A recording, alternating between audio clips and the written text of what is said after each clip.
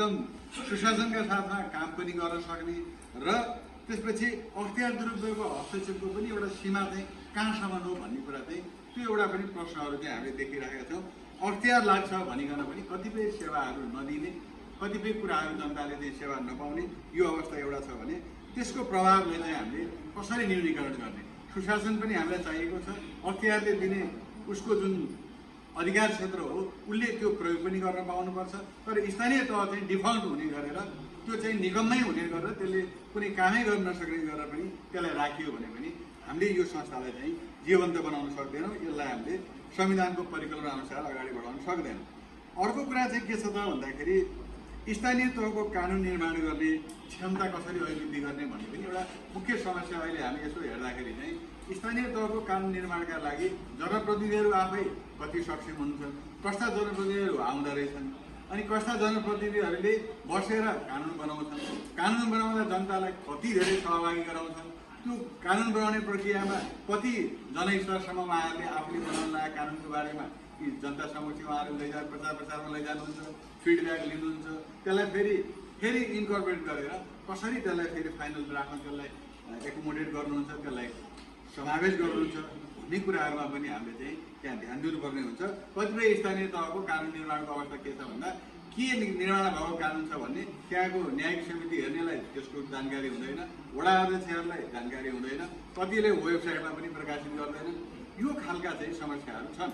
त्यसैले यसलाई के भन्छ भन्दा अहिले भएको भन्दा उन्नत स्थानीय तहको निर्माण गर्ने हो, भएको स्थानीय तहको विकल्प खोज्ने चाहिँ होइन। मैले यो कुरा त्यो राखेँ।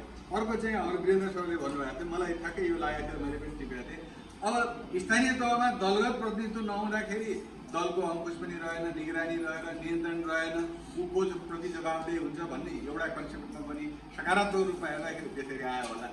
तर अहिले हामीले भोग्दै लाँदाखेरि चाहिँ के भने दलीय प्रतिनिधित्वकै कारणले यो त अगाडि पनि आएकै हो।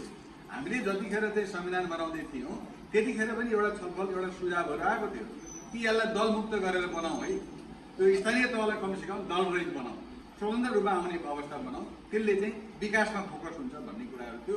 त्यो कुरामा चाहिँ हामी त्यतिखेर दलगत प्रतिनिधित्व गर्ने व्यवस्था बनायौँ।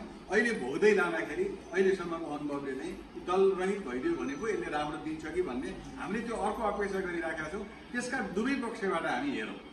यो दलगत आधारमा हुँदाखेरिका समस्याहरूलाई हामीले करेक्सन गरेर जान सकिन्छ कि होइन, यो त स्वतन्त्र हुनुपर्छ भन्दाखेरि त्यो दुवैका चाहिँ सम्भावना र चुनौतीहरू के छन् त्यसलाई चाहिँ आकलन गरौँ, त्यसको विश्लेषण गरौँ। त्यसमा हामीले सबै अहिलेसम्म पाएको अनुभवहरूलाई एक ठाउँमा राखौँ।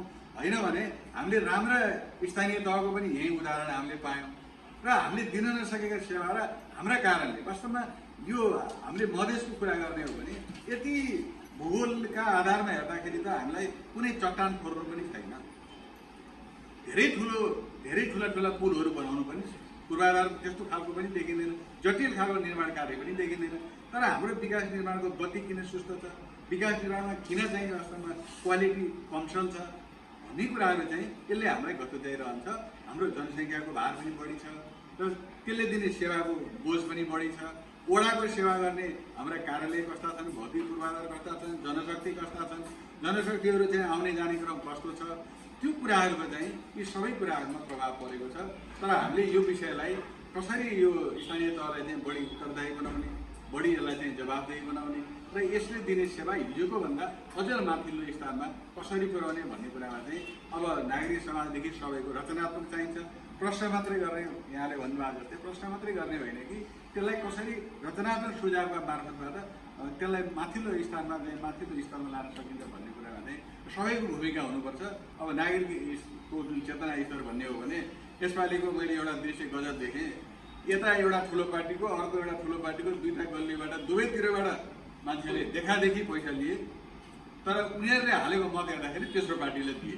अब चेतना स्तर त बढेकै देखियो, त्यो नबढ्यो भन्नु मिल्यो।